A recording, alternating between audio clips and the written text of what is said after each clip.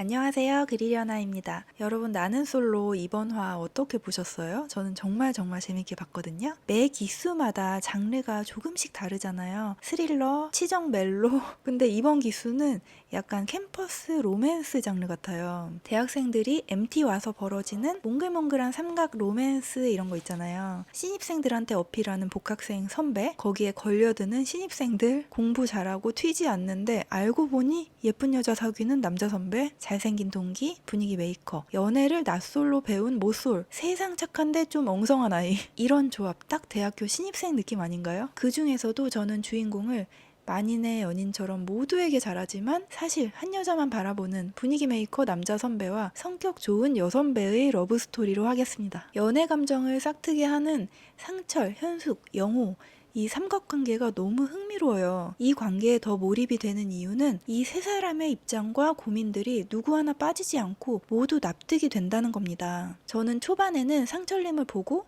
그냥 텐션이 높은 사람 정도로 별 눈길을 끌지 않았어요. 근데 보면 볼수록 괜찮다 싶더라고요. 이 사람은 타인을 위해서 본인의 에너지를 쓰는 것 같아요. 일단 같이 있는 사람들을 정말 기분 좋게 만듭니다. 밝은 표정은 기본이고 상대의 말뿐 아니라 행동에도 정성껏 반응을 해줘요. 뭐가 필요할지 늘 반박자 빠르게 생각하고 바로 행동으로 옮긴다는 거죠. 그러니까 그냥 몸에 밴 거예요. 남들보다 일찍 일어나서 콩나물국을 2가지 버전으로 끓이는 건 뭐 말할 것도 없고요. 누가 어디 앉기 전에 반사적으로 먼지를 덜어주고 어디 들어가려고 하면 먼저 문 열어주고 화면 뒤에서도 항상 분리수거를 하거나 뭔가 움직이고 있어요. 그리고 늘 텐션이 높은 사람하고 있으면 기가 빨리잖아요. 근데 보면 상대의 텐션에 즉각 맞추는 걸 볼 수 있어요. 남자들하고 여럿이 있을 땐 몸을 크게 움직이며 장난을 치고 옥순과 깊이 있는 대화를 할 땐 차분히 맞춰주고 또 내가 좋아하는 현숙과 있을 때는 적절한 농담과 진심을 상대가 부담 느끼지 않을 정도로 표현을 하고요. 한마디로 사회성이 만렙인 사람인 거죠. 그래서 저는 이런 사람을 좋아하는데 사람의 취향은 각기 다르고 당연히 호불호가 있는 거기 때문에 어떤 사람들은 이런 사람을 가식적이다, 속내를 드러내지 않는다 평을 내리기도 하죠. 근데 저는 개인적으로 동성이든 이성이든 적당히 가식적인 사람을 좋아하거든요. 저에게 호감이 있다고 거리감을 빠르게 좁혀온다거나 본인의 솔직한 마음이나 생각을 가감없이 드러내서 표현한다거나 본인의 기분이 표정으로 다 드러나는 사람을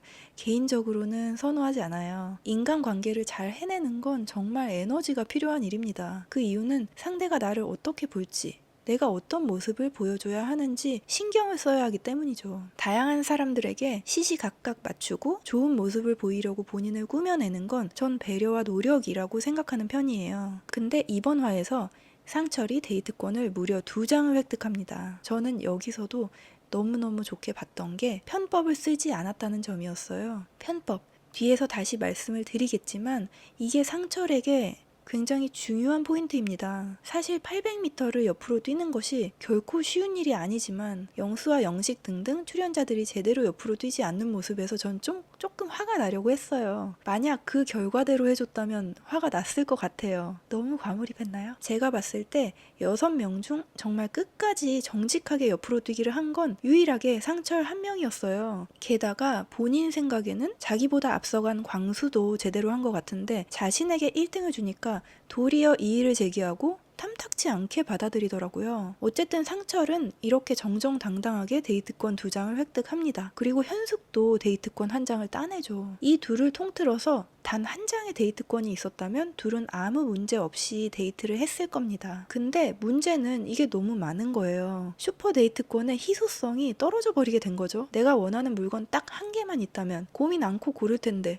똑같은 거 3개나 있네? 현숙 입장에서는 상철이 당연히 2개 중에 최소 1개는 나한테 쓸 것이라고 확신을 했을 거예요. 게다가 맑은 영혼의 영호가 와서 어렵게 자기한테 써달라고 부탁을 합니다. 멘트도 굉장히 진정성이 느껴졌는데요. 난 정말 열심히 했지만 따내지 못해서 너무 아쉽다. 어차피 상철이 현숙 너한테 쓸 테니 너가 가진 거 하나만 나한테 써주면 안 될까? 너는 사탕 3개나 있잖아. 나 1개만 주면 안 돼? 이런 느낌?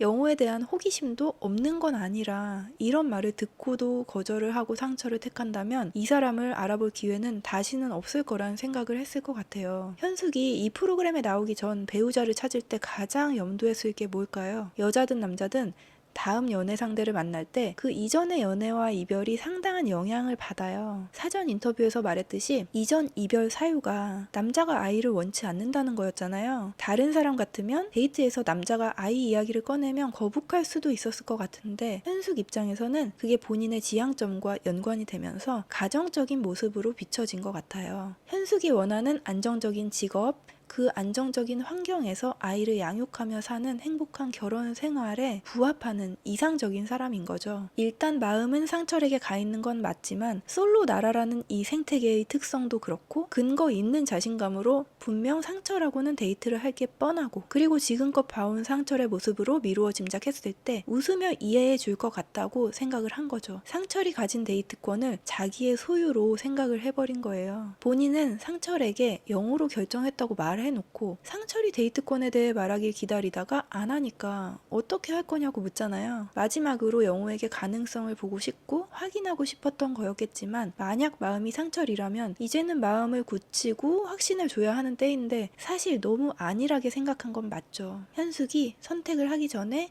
상철과 둘이 잠시 이야기를 나누는데 우리가 볼 땐 이상할 정도로 상철이 본인의 마음을 어필을 안 해요. 어떻게 했으면 좋겠냐는 현숙의 질문에 영호도 진심이다. 그리고 나도 진심이다. 그러니까 본인의 선택이다. 그리고 영호와 데이트하면 서운할 것 같냐? 하는 질문에도 그냥 그럴 것 같다 말하는 게 더 쉬울 것 같은데 노코멘트 한다고 해요. 본인의 마음을 좀처럼 내보이질 않습니다. 왜 그랬을까요? 상철은 옆으로 달리기에서 유일하게 정석대로 뛴 사람이에요. 상철의 관심은 처음부터 오직 현숙 단 한 명이고 그 외에는 아예 관심 바뀌죠. 그래서 2순위 데이트에서 게임의 룰대로 사실상 전혀 관심이 없는 영숙을 선택을 했고요. 근데 영호의 전략인지는 모르겠지만 가장 마음에 들어하는 현숙을 골랐잖아요. 여기서 상철이 어땠나요? 단순히 내가 좋아하는 현숙을 영호가 골라서 신경 쓰였다고 볼 수도 있겠지만 편법을 썼다는 사실에 납득을 못한 거라고 생각해요. 근데 이건 개인적으로 제가 이런 거에 예민해서일 수도 있는데 제 발작 버튼 중에 하나가 게임의 룰이나 규칙을 어기는 거거든요. 이걸 용납을 잘 못해요. 그래서 지더라도 곧대로 하는 타입이에요. 그래서 저는 그 장면을 보면서 영호가 저렇게 말하는 거면 현숙이 1순위가 아닌가? 2순위로 선택한 거 납득하기 어렵다 생각을 했었거든요. 수박 게임에서도 마찬가지고 상철은 늘 정정당당한 승부를 했어요. 심지어 아까 말씀드린 것처럼 옆으로 달리기에서 본인이 1등이라고 하는데도 인정을 안 하고 이의를 제기했잖아요. 정정당당하지 않은 걸 못 참는 겁니다. 그래서 현숙과 둘이 있을 때 나와 영호는 같은 마음이고 현숙 너가 공정하게 선택을 해라. 여기서 본인을 어필하고 나를 택해줘라 말하고 선택하지 않으면 서운할 것 같다고 하는 건 정정당당하지 못하다라고 생각한 거 아닐까요? 공정한 승부에서 이기고 싶다. 그리고 만약 그러지 못할 경우 내가 데이트권을 2장이나 가지고 있지만 마음에도 없는 다른 사람에게 쓰는 건 정당하지 못하다. 그러니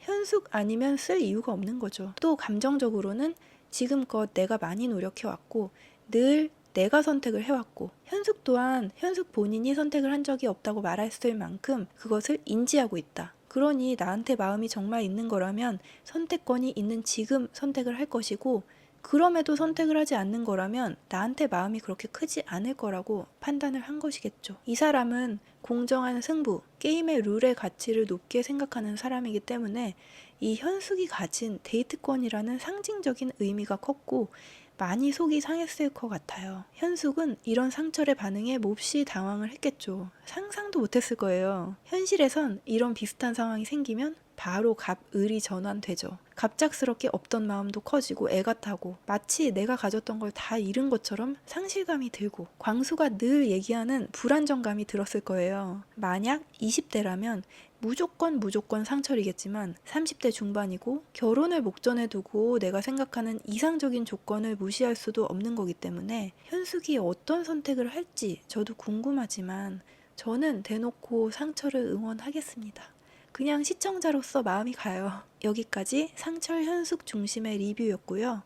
저는 이번 17기는 이 둘뿐만 아니라 모두 다 응원하는 마음이에요. 그럼 지금까지 들어주셔서 감사합니다.